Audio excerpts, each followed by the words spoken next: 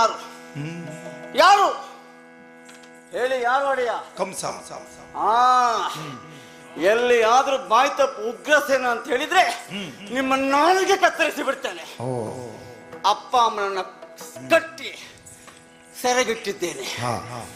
ಮಧುರಾ ಮಹೇಂದ್ರನಾಗಿ ಗದ್ದುಗೆಯನ್ನು ನಾನೇ ಏರಿದ್ದೇನೆ. ಈಗ ಯಾರಿದ್ದಾರೆ? ಸಚಿವನಾಗಿ ಅಲ್ಲ, ನನ್ನ ಆಪ್ತನಾಗಿ ಅಕ್ರೂರನ್ನು ಇಟ್ಟುಕೊಂಡಿದ್ದೇನಂತೆ. ನನಗೆ ಸರಿಯಾರು, ನಮಗೆ ಸಮಯ ಸರಿ. ಅಧಿಕಾರವನ್ನು ವಹಿಸಿಕೊಂಡ ಮರುಕ್ಷಣೆ ಮಾಡಬೇಕಾದ್ದು ಏನು? ದರೆಯ ದಿಗ್ವಿಜಯ. ನನ್ನ ಯೋಗ್ಯತೆಯನ್ನು ಸ್ಥಾಪಿಸಬೇಕು ಅಂತಾದ್ರೆ ಮತ್ತೊಬ್ಬರ ಚಿತ್ತಭಿತ್ತಿಯಲ್ಲಿ ನನ್ನ ಬಗ್ಗೆ ಭಯವನ್ನು ನೆಲೆಯೂರಿಸಬೇಕು ಅಂತಾದ್ರೆ ನನಗಿರುವುದು ಒಂದೇ ದಾರಿ, ದಿಗ್ವಿಜಯ. ಹದಗಾಲ ಇದು. ಸೇನಾ ಸಹಿತನಾಗಿ ಅಲ್ಲ, ಮಿತ ಪರಿವಾರದಿಂದ ನೇರವಾಗಿ ದರೆಯ ದಿಗ್ವಿಜಯಕ್ಕಾಗಿ ಹೊರಡ್ತೇನಂತೆ. ಬನ್ನಿ ಬನ್ನಿ ಬನ್ನಿ.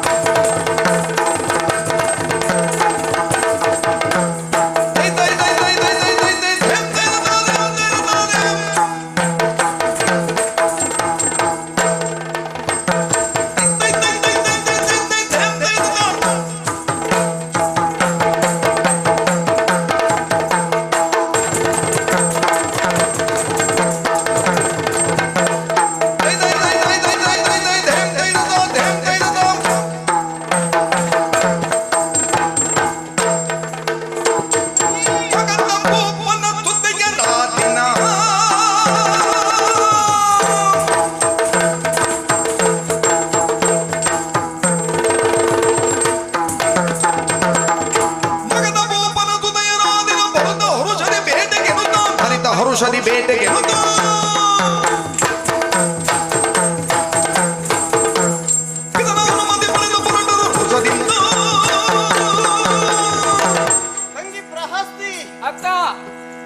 ಗಿರಿವ್ರಜ ಈ ಹೆಸರನ್ನು ಕೇಳಿದ್ರೆ ಸಾಕು, ಅದೆಷ್ಟು ಅರಸು ಮಕ್ಕಳು ಎದೆ ಹೊಡೆದು ಸತ್ತಿದ್ದಾರೆ. ಕಾರಣ ಏನು? ಇಲ್ಲಿ ಅಧಿಕಾರಿ ನಮ್ಮಪ್ಪ ಮಗಧೇಂದ್ರ. ಪರಾಕ್ರಮ ಅಷ್ಟು ಜಗಜೆತ್ತಿ ಆತ. ಪ್ರಪಂಚದಲ್ಲಿ ಮಲ್ಲವಿದ್ಯೆಯನ್ನು ಯಾರನ್ನು ನೋಡಿ ಕಲಿಬೇಕು? ಮಾಗಧನನ್ನ ನೋಡಿ.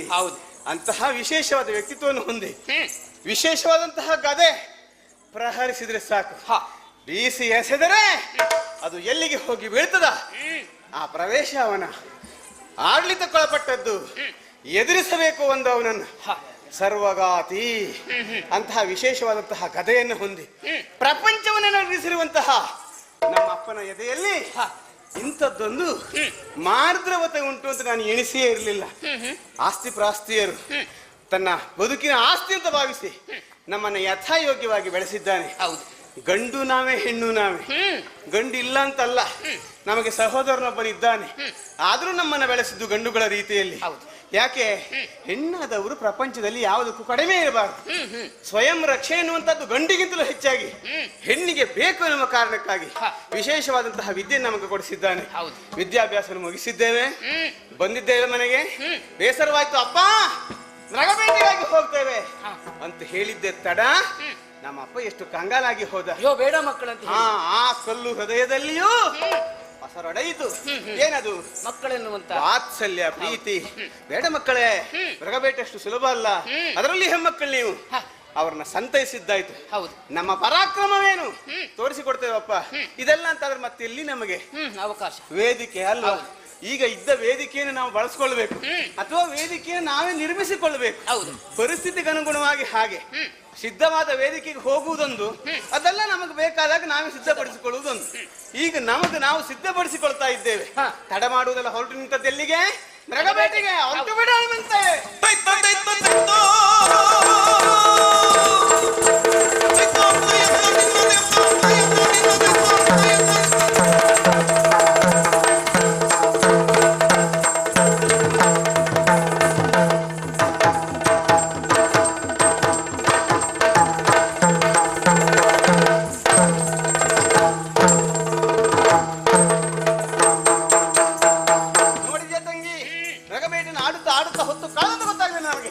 ನಮ್ಮ ಜೊತೆ ಬಂದಿರುವಂತಹ ಯಾವೆಲ್ಲ ಶಬರ ಪಡೆಯವರು ಆಯಾಸವಾಯಿತು. ಬೇಡ ಬೇಡ ರಾಜಕುಮಾರಿಯರೇ, ನಮಗಿರುವ ಉತ್ಸಾಹ ಅವರಿಗಿಲ್ಲ ನೋಡು. ವಿಶ್ರಾಂತಿಯನ್ನು ಬಯಸಿದರು. ಆಗ್ಲಿ, ನೀವೆಲ್ಲ ವಿಶ್ರಾಂತಿಯನ್ನು ಪಡೆಯಿರಿ ಅಂತ ಅವರನ್ನೆಲ್ಲ ವಿಶ್ರಾಂತಿಗಾಗಿ ಬಿಟ್ಟದ್ದಾಯ್ತು. ಪಾಪ ಅವರಷ್ಟಕ್ಕೆ ಅವರು ಹೊಡೆದಿರುವಂತಹ ಮೃಗವನ್ನು ಹುಡುಕುವುದರಲ್ಲಿಯ, ಕೆಲವರು ವಿಶ್ರಾಂತಿ ಪಡೆಯುವುದಲ್ಲಿಯ ಇದ್ದಾರೆ. ನಮ್ಮ ಬೇಟ ಮುಗಿಲಿಲ್ಲ, ಇನ್ನು ಸ್ವಲ್ಪ ಮುಂದಕ್ಕೆ.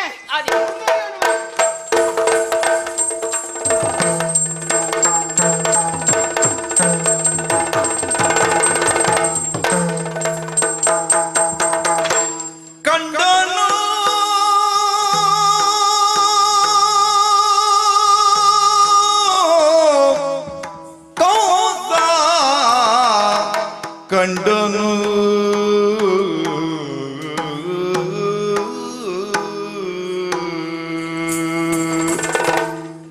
ಕಂಡನು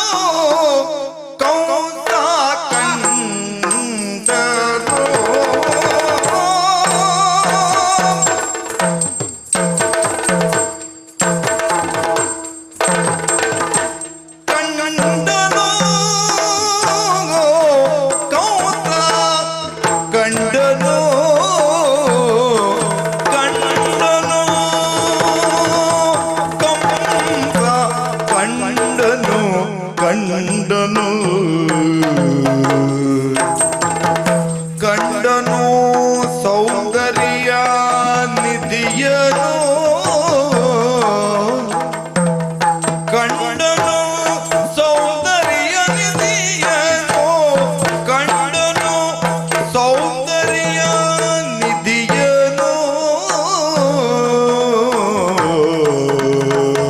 ಸೌಂದರ್ಯ ನಿಧಿಯನು ಸೌಂದರ್ಯ ನಿಧಿಯನು ಕಂಡನು ಕೌಸ ಕಂಡನು ಕಂಡನು ಕಂಡನು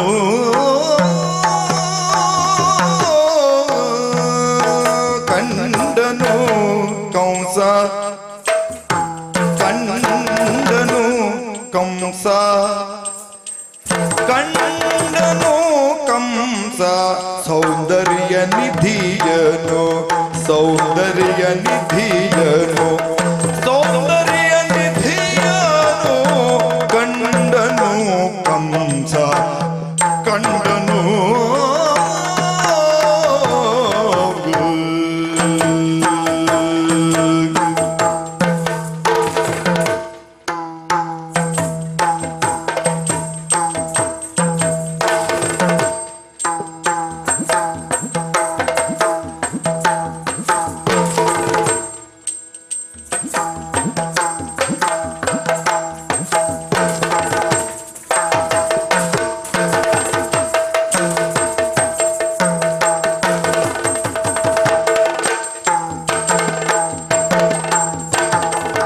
ಕಂಡನು ಸುರುಚಿರಾಂಗಿಯಳ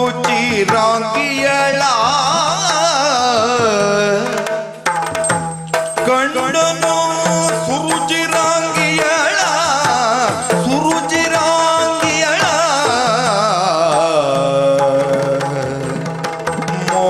ಮೋಹಗೊಂಡನು ಮೋಹಗೊಂಡನು ಮೋಹಗೊಂಡನು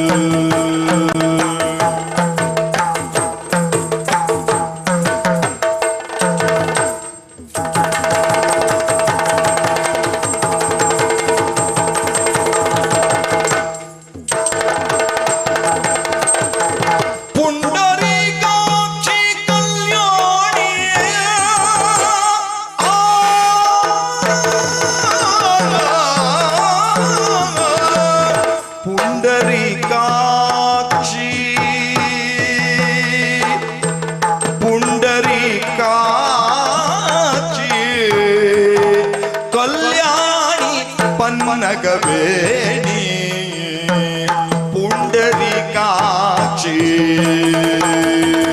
ಪುಂಡರೀಕಾಕ್ಷಿ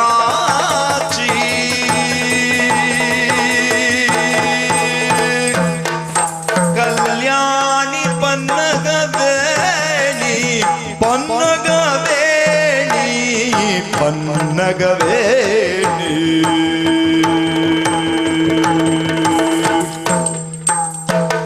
ಕೆಂಡ ಸಂಪಿಗೆ ನಾಸಿಕಾಂಗನ ಮಣಿಯನ್ನು ಕೆಂಡ ಸಂಪಿಗೆ ನಾಸಿಕಾಂಗನ ಮಣಿಯನು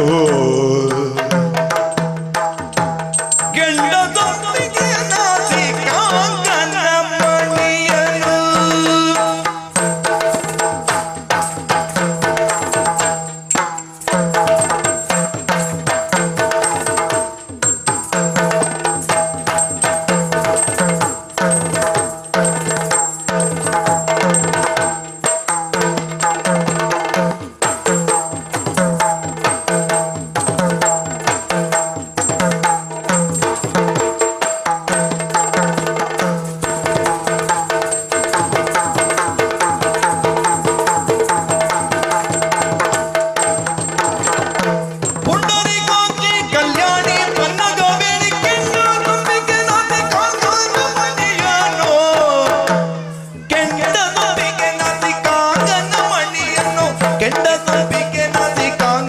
ಮಣಿಯನು ಕಂಡನು ಕಂಸ ಕಂಡನು ಕಂಸ ಕಂಡನು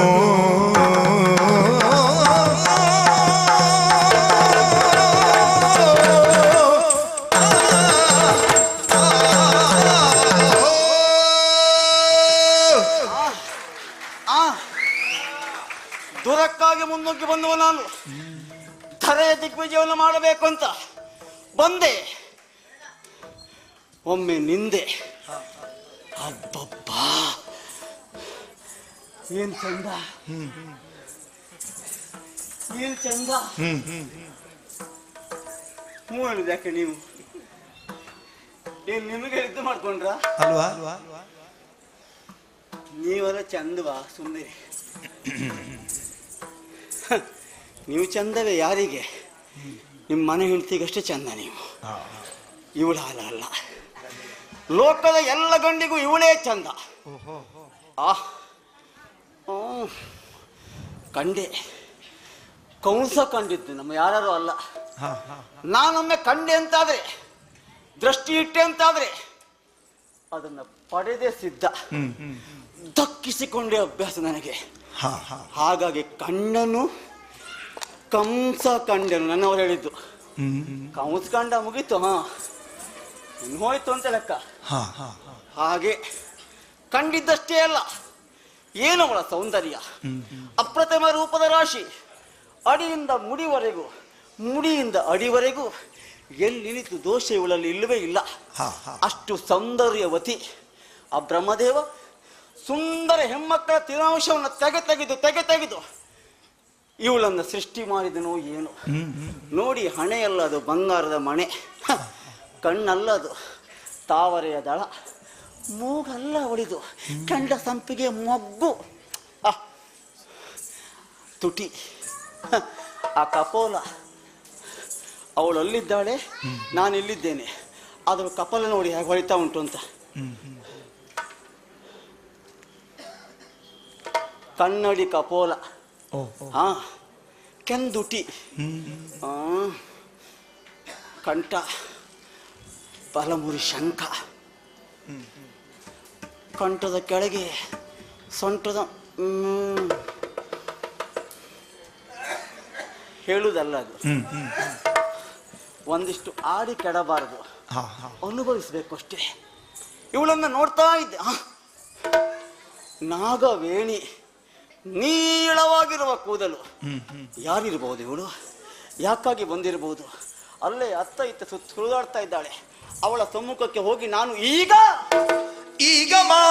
ಮಾತಾಡಿಸೇನೋ,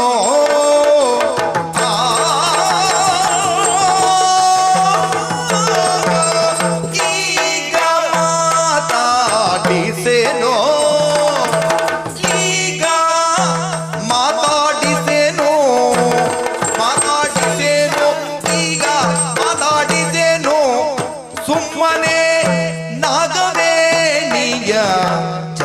ನದಿ ನಾಗವೇಣಿಯ ನಾಗವೇಣಿಯ ಚಲನವಲ ನದಿ ನಾಗವೇಣಿಯ ಚಲನವಲ ನದಿ ನಾಗವೇಣಿಯ ಚಲನವಲ ನದಿ ಸಾಗಿ ಬಂದಿಗಳು ಏಕೆ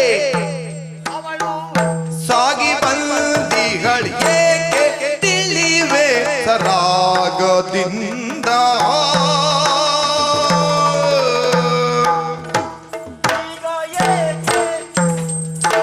ಸಾಗಿ ಬಂದಿಗಳು ಏಕೆ ತಿಳಿವೆ ಸರಾಗದಿಂದ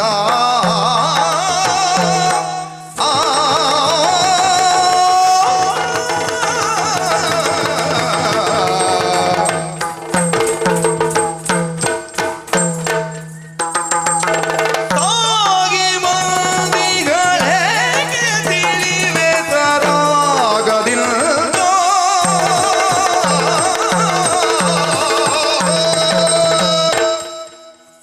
ಅನಿತರಳು ಮನ ಮಧ್ಯತೆ ಅನಿತರಳು ಮನ ಮಧ್ಯತೇನ ಜನದ ಮೋಹವ ಕಂಡು ಕಾಮಿನಿ ಹನುಮಗೆ ಮನೆಗೈದಿರುವುದನ್ನು ತಮಗಂದು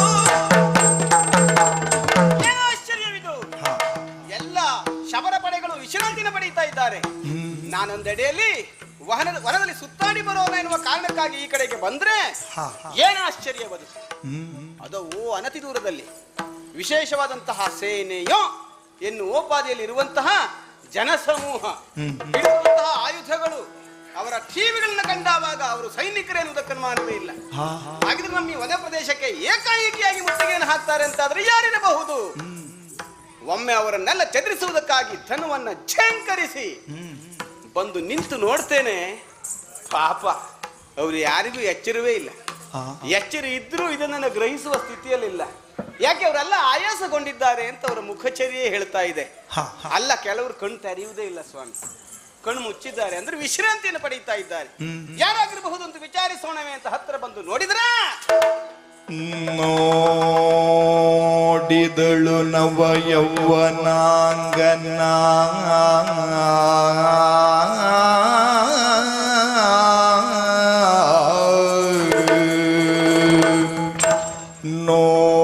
ನೋಡಿದಳು ನವ ಯೌವನಾಂಗನನು ನೋಡಿದಳು ನವ ಯೌವನಾಂಗನ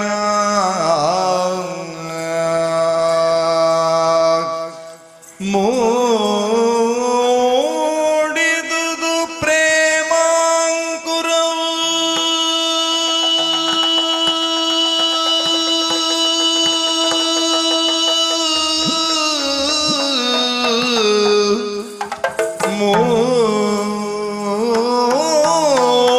ಮೂಡಿದುದು ಪ್ರೇಮಾಂಕುರವು ಮೂಡಿದುದು ಪ್ರೇಮಾಂಕುರವು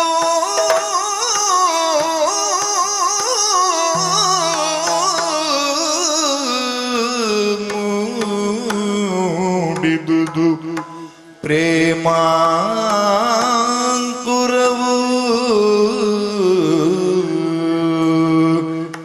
ಮನ ಮಾಡಿ ಬೆಸಗೊಳ್ಳಲು ಮನ ಮಾಡಿ ಬೆಸಗೊಳ್ಳಲು ಆತ್ಮಗೌರವ ಮುಸುಕಲ ಅಭಿಮಾನ ಮನ ಮಾಡಿ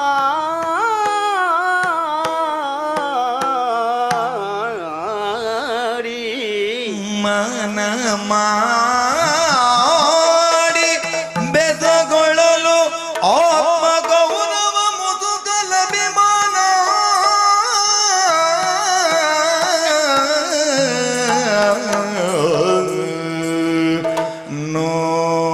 ನೋಡಿದಳು ನವ ಯೌವನಾಂಗನ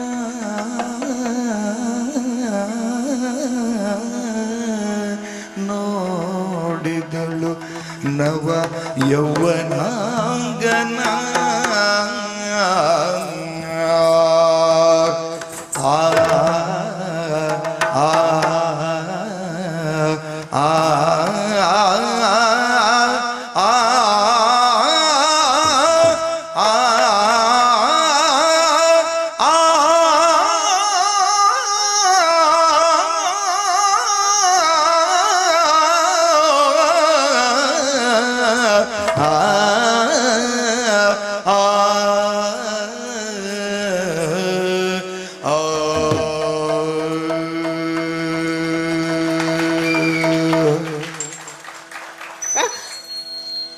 ದೇವ್ರೆ, ಹೀಗೂ ಆಗುವುದುಂಟೆ?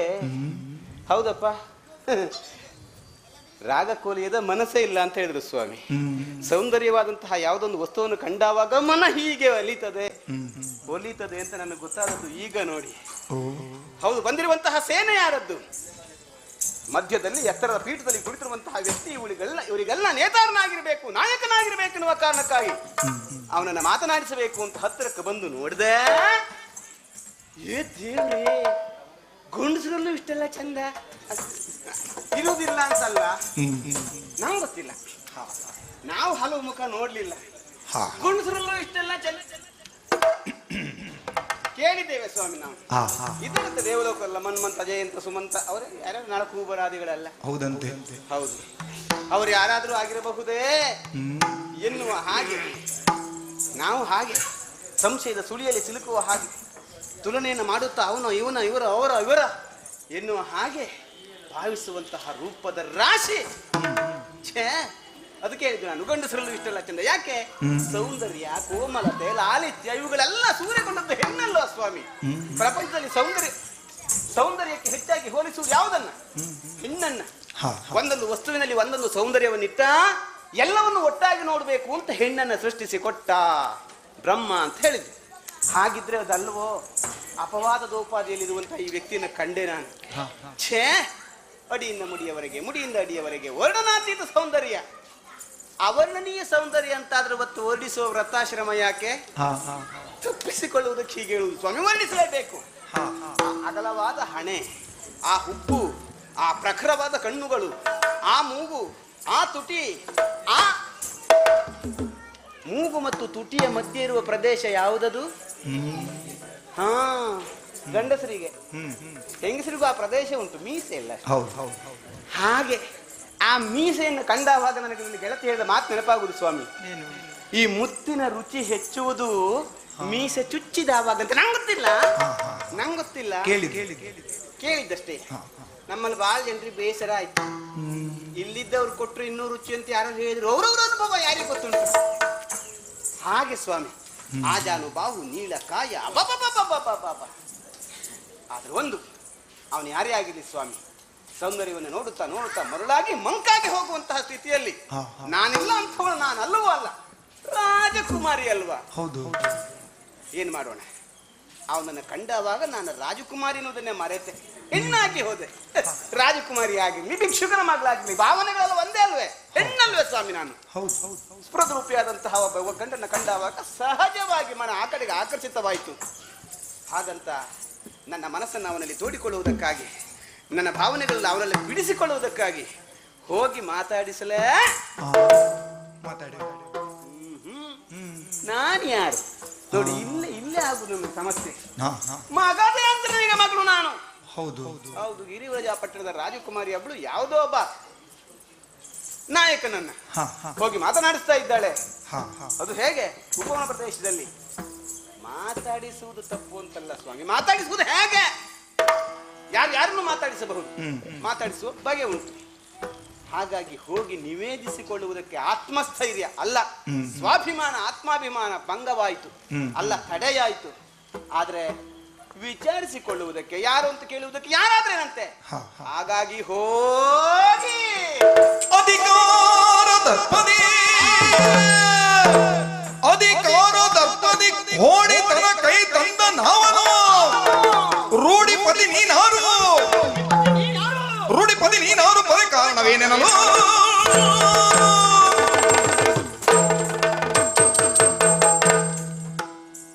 ಹಾಗಾಗಿ ಹಾಗಾಗಿ ನಾವು ಈಗ ಮಾತಾಡಿಸಬೇಕು ಅಂತ ಅದಕ್ಕೊಂದು ದಾರಿ ಉಂಟುಂಟು ಸ್ವಾಮಿ. ಜಾಪು ಜರಿ ಅದೆಲ್ಲ ಬೇಕು. ಕೆಲವೊಮ್ಮೆ ಹಾಗೆ ವ್ಯಕ್ತಿ ಸಣ್ಣವನಾದ್ರೂ ಮಾತಾಡಿಸೋ ರೀತಿಲಿ ಯಾರ ಬೇಕಾ ಕೇಳಿದ್ರು ಪಾಪ ಬಂದ ಒಂದು ದೊಡ್ಡ ಮನುಷ್ಯ ಆದ್ರೂ ಇಲ್ಲ ಸ್ವಾಮಿ ಬಾಗಿಲ ಭಟ್ನಿಗೆ ನಾವು ಹಿಂಗೆ ಹೇಳ್ಬೇಕಾಗ್ತದೆ. ನಾವು ಹಾಗಲ್ಲ, ಆ ಅಧಿಕಾರ ಉಂಟು ನಮಗೆ. ಹಾಗಾಗಿ ಹಾಯ್ ನಮಸ್ಕಾರ, ಒಳ್ಳೇದಾಗ್ಲಿ. ಅಲ್ಲ ತಪ್ಪಾಯ್ತಾ? ಅದಲ್ಲ, ಬೇರೆ ಕೊಡ್ತೇನಾಗಿದ್ರೆ ಹ. ಕಲ್ಯಾಣ ಆಗ್ಲಿ. ಈ ರೀತಿಯಾದ ಆಶೀರ್ವಾದ ರೂಪದ ಏನೋ ಒಂದು ಪ್ರತಿಕ್ರಿಯೆ ಬರ್ತದೆ ಅಂತ ನಾವು ಎಣಿಸಿರ್ಲಿಲ್ಲ. ನಮಸ್ಕಾರ ಧರ್ಮಕ್ಕಾಗ್ಲಿಲ್ಲ ಸ್ವಾಮಿ, ಪ್ರತಿಫಲ ಸಿಕ್ತು, ಅನುಮಾನವೇ ಇಲ್ಲ. ರೂಢಿಪತಿ ನೀ ಯಾರಲ್ಲ. ನಾನು ಎಣಿಸಿಕೊಂಡಿದ್ದು ಒಬ್ಬರಲ್ಲ ಇಬ್ಬರಲ್ಲ, ಕೆಲವು ಸಂಖ್ಯೆಯಲ್ಲಿದ್ದಾರೆ. ಪಾಪ ಎಲ್ಲ ಬೇಕೋ ಬೇಡವೋ ಅಂದ್ರೆ ತಲೆ ಎತ್ತುವುದಕ್ಕಾಗದೆ ಆಯಾಸಗೊಂಡು ಕುಳಿತಿದ್ದಾರೆ ಅವರೆಲ್ಲ. ಬಹುಶಃ ಅವರೆಲ್ಲ ನಿನ್ನವರೇ ಅಂತ ಭಾವಿಸಿ ಎತ್ತರದಿರುವ ನಿನ್ನನ್ನು ಕಂಡು ನೀನು ನಾಯಕನಾಗಿರಬಹುದು ಎನ್ನುವ ಊಹೆಯಲ್ಲಿ ಕೇಳುವುದು. ನೀನೊಂದು ನಾಡಿನ ನಾಯಕನೇ, ನಾಯಕನಾದರೆ ಏನು? ಅಥವಾ ತಂಡವನ್ನು ಕಟ್ಟಿಕೊಂಡು ಬಂದಿರುವಂತಹ ತಾಂಡೇಲನೇ? ತಾಂಡೇಲ ಅಲ್ಲ, ನಾನು ನಾಯಕನೇ. ಹೌದೇ? ಹಾಗಿದ್ರೆ ಬಹುಶಃ ಹೀಗಾಗಿರಬಹುದು. ಏನು? ಏನೋ ವಿಶೇಷವಾದಂತಹ ಕಾಯಿಲೆ ಒಕ್ಕರಿಸಿ ನಿಮ್ಮೂರಿಗೆ ಬದುಕಲಿಕ್ಕೆ ಸಾಧ್ಯ ಇಲ್ಲ ಅಂತ ಗುಳೆ ಬಂದದ್ದ ಈ ಕಡೆಗೆ? ಇಲ್ಲ, ಬಂದ್ರೆ ಪ್ರಯೋಜನವೂ ಇಲ್ಲ. ಎಲ್ಲ ಕಡೆಗೆ ಹೋದೆ ಆದ್ಮೇಲೆ ಹೋಗುದು ಎಲ್ಲಿಗೆ? ಹಾಗಾಗಿ ಅದಲ್ಲ, ಸಾಂಕ್ರಾಮಿಕವಾದಂತಹ ರೋಗದ ಯಾವುದೊಂದು ಬಾಧೆಯೋ. ಮಳೆ ಬಹಳ ಅಲ್ವಾ ಈ ವರ್ಷ? ಉತ್ತರ ಬೇರೆ ಬೇರೆ ಕಡೆಯಿಂದ ಬರ್ತದೆ, ಮಾರ್ಧನಿಸುವುದು ಎಲ್ಲಿ ಎಂದು ನೋಡುದು ನಾನು. ಅಂದ್ರೆ ಅದು ನಮ್ಮೂರು ಕೊಡುವ ಉತ್ತರ ಅಲ್ಲ, ಅದೇ ನಿಮ್ಮೂರೇ ಕೊಡುವ ಉತ್ತರ ಅದು. ಮರದಿಂದ ಬರುವಂತಹ ಪ್ರತಿಧ್ವನಿಯು ಅಂತ ಹೇಳುವುದು ನಾನು. ಅದಲ್ಲ, ಬೇರೆ ರೀತಿಯಲ್ಲಿ ಉಂಟು. ಹಾಗಿದ್ರೆ ಮಳೆಯಿಂದ ಕೊಚ್ಚು ಹೋಗಿ ಎಲ್ಲವನ್ನು ಕಳ್ಕೊಂಡು ಇಲ್ಲಿಗೆ ಬಂದವರಲ್ಲ. ನೋಡಿದ್ರೆ ಆಗ ಕಾಣುವುದಿಲ್ಲ. ಯಾರೇ ಆಗಿರ್ಲಿ, ಏನೇ ಆಗಿರ್ಲಿ, ಇದು ನಮ್ಮ ಪ್ರದೇಶವಾದ್ರಿಂದ ಕೇಳುವುದು. ಯಾರು ಇಲ್ಲಿಗೆ ಬಂದಿರುವಂತಹ ಉದ್ದೇಶ ಏನು? ಇವರೆಲ್ಲ ಯಾರು? ನಿನಗೂ ಅವರಿಗೂ ಸಂಬಂಧ ಏನು? ಏನಿನ ಉದ್ದೇಶ? ನೀನು ಎಷ್ಟೇ ಬಿರುಸಾಗಿ ಕೇಳು, ಹೆಣ್ಣುವುದು ತಾನೆ. ಅದು ಅಲ್ಲ ಅಂತ ಹೇಳಿದವರು ಯಾರು? ಅಲ್ಲ ಅಂತ ಹೇಳುವುದೇನು ಅವಮಾನ ನಮ್ಗೆ. ಅದು ಹೌದು, ಹೆಮ್ಮೆಯಿಂದ ಹೇಳ್ಕೊಳ್ಳೋದು. ಬರೇ ಹೆಣ್ಣಲ್ಲ, ಮತ್ತೆ ಚುರುಕಾಗಿ ವರ್ತಿಸುವಂತ ಗುಣವುಳ್ಳವಳು ನೀನು. ಓಹೋ, ಹಾಗಾಗಿ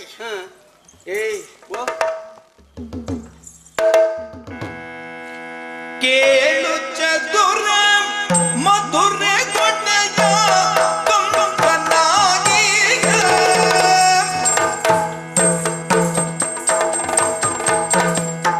ತತ್ತೋಮದಿ ಗುತ್ತಕ ತೆಯ್ಯ ತಿನ್ನ ತತ್ತೋಮದಿ ಗುತ್ತಾದೆ ತತ್ತೋಮದಿ ಗುತ್ತಕ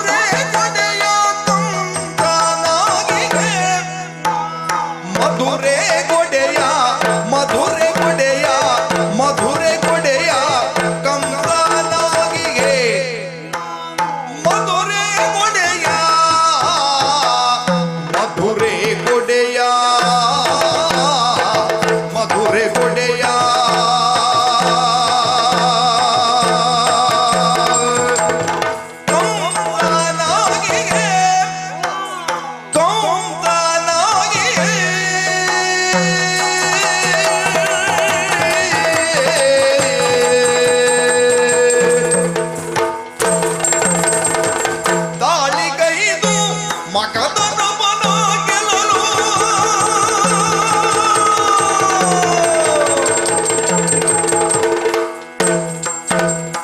ದಾಳಿಗೈದು ದಾಳಿಗೈದು ದಾಳಿಗೈದು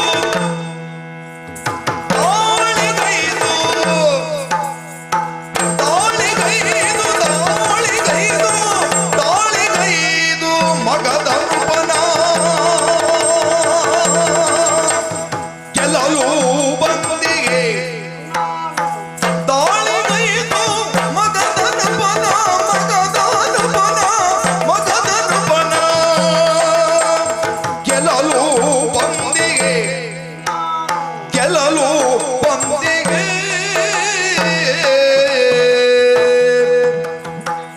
ಕೇಳು ಚದುರೆ ಮದುರೆ ಗೊಡೆಯ ಕಂಸನಾಗಿ ದಾಳಿಗೈದು ಮಗನನ್ನು ಪನ ಗೆಲ್ಲಲು ಬಂದಿಗೆ ದಾಳಿಗೈದು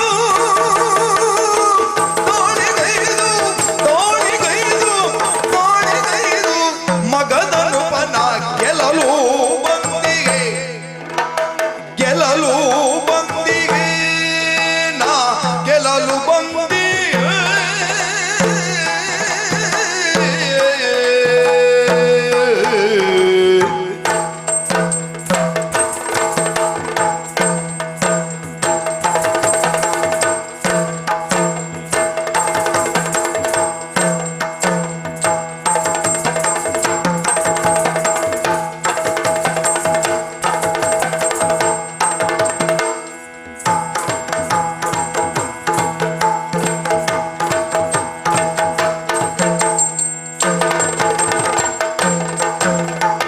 ಬಾಲೆನೃಪನ ಕುವರಿಯಂತೆ ಬಾಲೆನೃಪನ ಕುವರಿಯಂತೆ ಕಾಂಬೇಶವರರ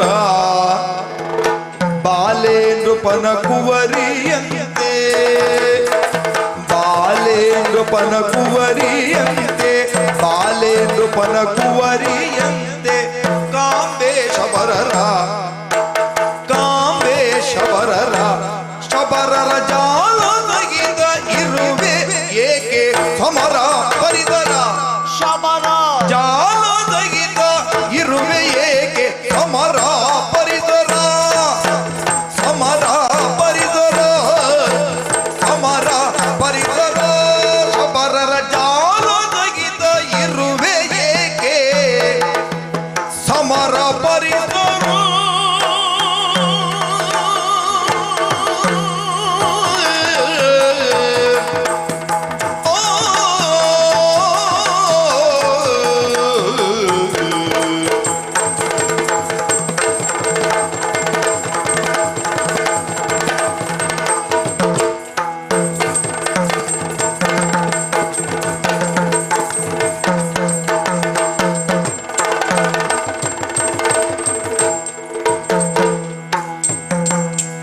ಕೇಳು ಚದುರೆ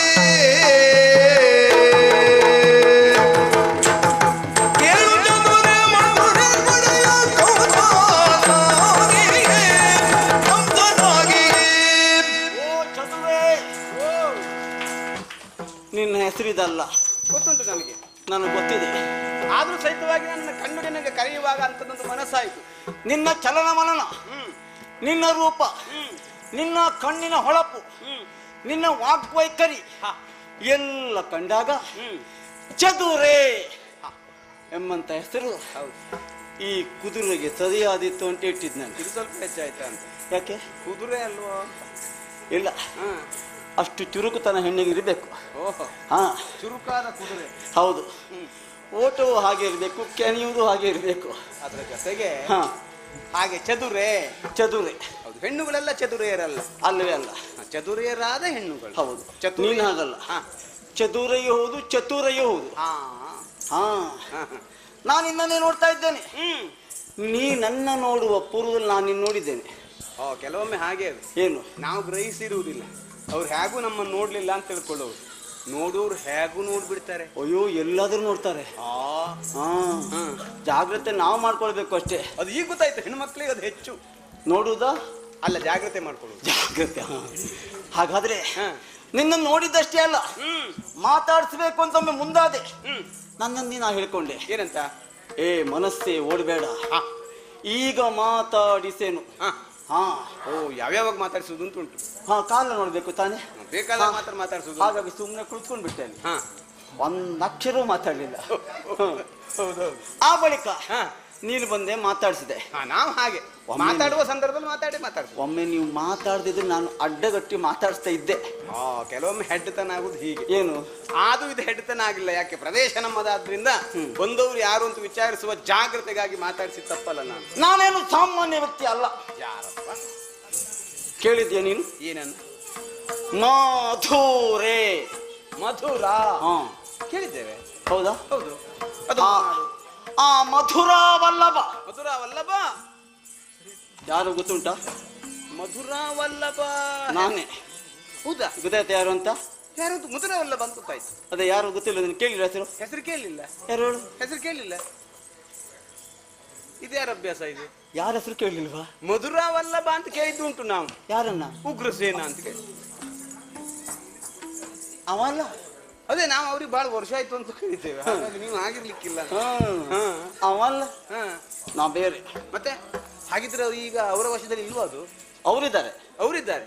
ಆದ್ರೆ ಪೀಠಕ್ಕೆ ನಾನು. ಪೀಠಕ್ಕೆ ಅವರ ಮಗ ನಾನು. ಓ ಮಧುರಾನಾಥನ ಮಗ. ಹೌದು. ಈಗ ಮಧುರೇ ನಾಥ. ಈಗ ನಾಥನೇ. ಅವ್ರು ಆಗಿ ಹೋದವರು. ವ್ಯತ್ಯಾಸ ಆದ್ರೆ ನಾಥವೇ ಅಂತ. ಹೌದು ಹೌದು. ತಮ್ಮ ಹೆಸರು? ಕಂಸ. ಅಲ್ಲ ವರ್ಣನೆಗಳೆಲ್ಲ ಆಮೇಲೆ ಇರ್ಲಿ. ನಿಮ್ಮ ಹೆಸರು ಅಂತ ಬಂದು ಕೇಳಿದ್ದು ನಾನು. ಕಂಸ. ನಿಮ್ಮ ಹೆಸರು? ಕಂಸ. ಇದು ಹೆಸರು.